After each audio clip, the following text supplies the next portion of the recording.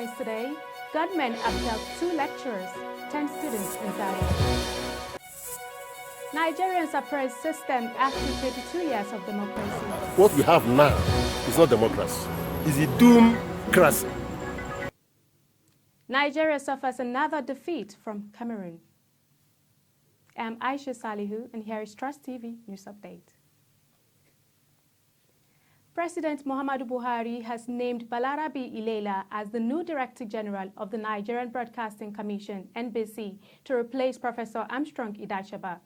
Information and Culture Minister Lai Mohammed announced the appointment on Friday in Abuja. Idachaba has been NBC's acting Director General since the suspension of Modibo Kawo, who is facing a 2.1 billion naira corruption charges leveled against him by the Independent Corrupt Practices and Other Related Offences Commission. The appointment of Ilelah, a former BBC employee, is for 5 years tenure. 2 lecturers at Nuhu Bamali Polytechnic Zaria have been abducted by gunmen on Thursday night, leaving 1 person dead from gunshots, Daily Trust reports. Kaduna State's Internal Security and Home Affairs Commissioner Samuel Arwan, however, confirms that 10 students have been abducted. We earlier had an interview with Lami Sadiq, Daily Trust Bureau Chief in Kaduna State. Reports have it that about 2 lecturers have been kidnapped in Nuhu Bamali Polytechnic in Zaria. Can you give us a situation report regarding that? No, a group of students were abducted late last night. We gathered that gunmen invaded the school sometime around 10:30 p.m. last night, that's Thursday, and they made away with some students and 2 of the lecturers.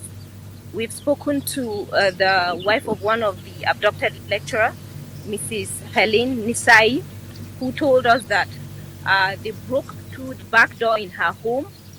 One of the abductors entered, made his way into the house, and he went away with her husband. She told us that the gunmen invaded various parts of this yesterday. They were scattered around and they were all armed. So in the process, one of the students was shot dead. He died in the hospital earlier this morning. Do you have the actual figures of the students kidnapped? I can see that you're in the school. Yes, we're in the school this morning, but security agents are still saying that they're still trying to get a head count. The Kaduna State government also said earlier that they are yet to ascertain the number of students that have been abducted. What we do know is that one of the students was killed, another is in the hospital, and also we are sure that 2 lecturers were abducted.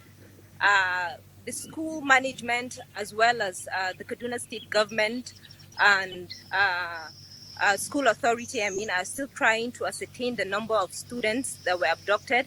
But on arriving here this morning, we saw a number of students already leaving the school premises. The school has not been shut down, but students are apprehensive, so a lot of them are leaving.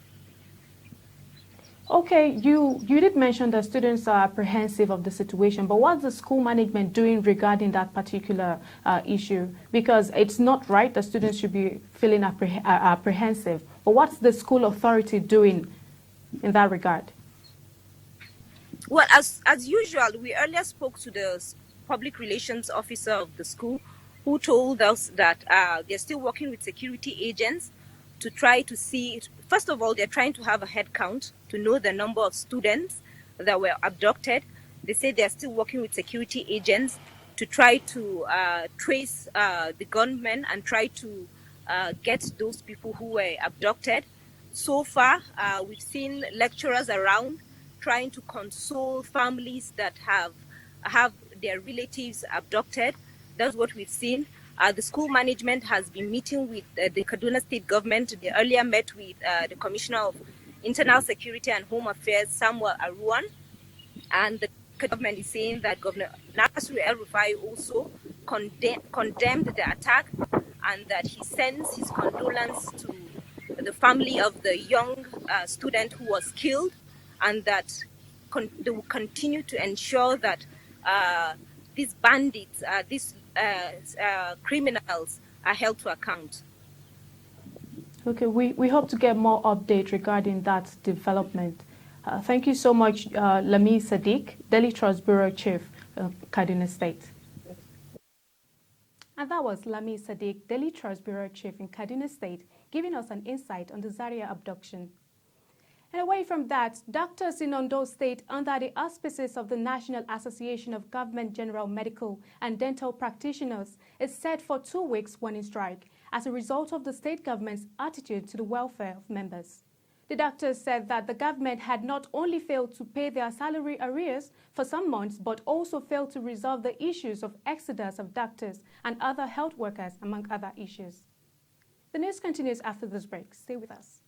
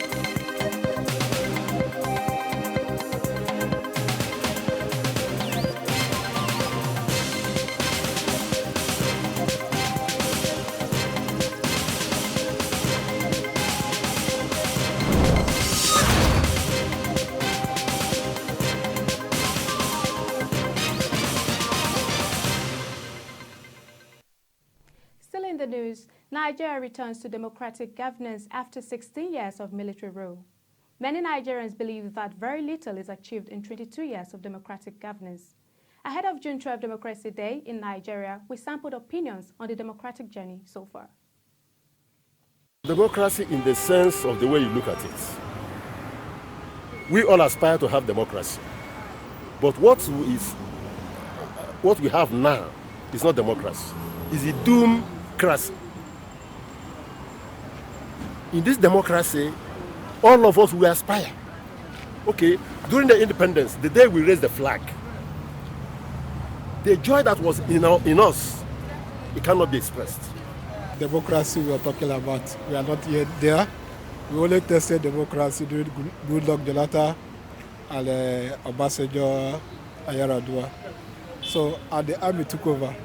So, we were still suffering democracy.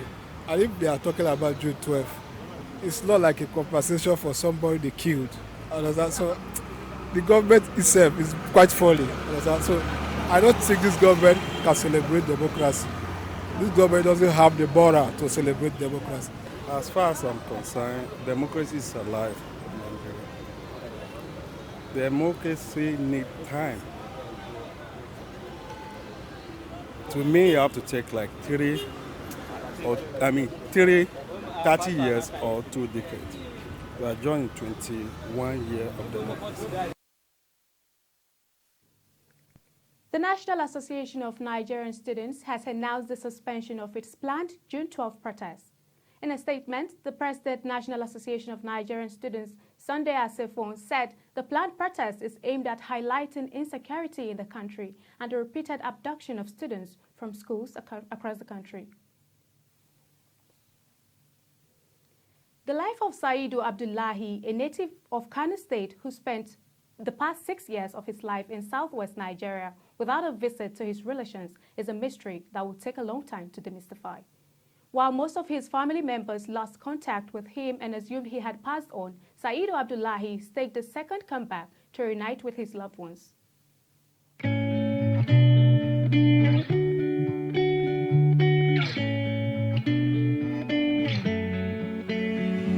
Tarihin zuwan Baba mun yi matuƙar godiya. Sunana Saidu Abdullahi. My name is Saidu Abdullahi, but my birthplace is Damo, near Bebeji. It was the chief of Damo that brought me back here. Garin duka dai. Yawan Allah da ni daga tsalle. Before now, I live in Ibadan. Later, I relocated to Ikolowu. Transportation fare is just 50 naira. We live peacefully, no fight, no crisis. I traded in kola nut. We sell kola to Hausa visitors. We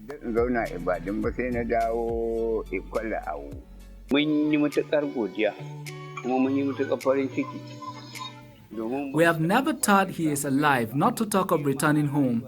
As soon as I hear him, I recognize his voice. I said, Baba. He said, where is Nna? Since he mentioned these people, I no longer have any doubt. Muiwa asked if I have a room here we can accommodate him. Sunan wannan mutum Balarabe nan da ya kawo nan mayo sunansa do Allah da wannan ku sa shi cikin labaran duniya. The name of the person that brought me back here is Muiwa. Please broadcast this name to the world. Saidu Abdullahi returns to his family. Moving on to the international scenes, United States President Joe Biden and British Prime Minister Boris Johnson on Thursday agreed to work to resume travel between the two countries after signing Atlantic Charter ahead of G7 meeting. The two leaders pledged to deepen cooperation on the new charter, which outlined modern-day threats like conflict and violent extremism, climate change, and COVID-19 pandemic. In the meantime, the G7 leaders have pledged a donation of 1 billion doses of COVID-19 vaccines to the poorest countries in the world. The G7 leaders met on Friday in person for the first time in nearly 2 years. Nigeria has suffered yet another defeat from Cameroon in the ongoing African Women Handball Championship taking place in Yaoundé, Cameroon. The determined Nigerian side lost the match by 29 to Cameroon's 31 goals. The indomitable Lions of Cameroon had beaten Nigerian Super Eagles 1-0 in an international friendly football match in Austria.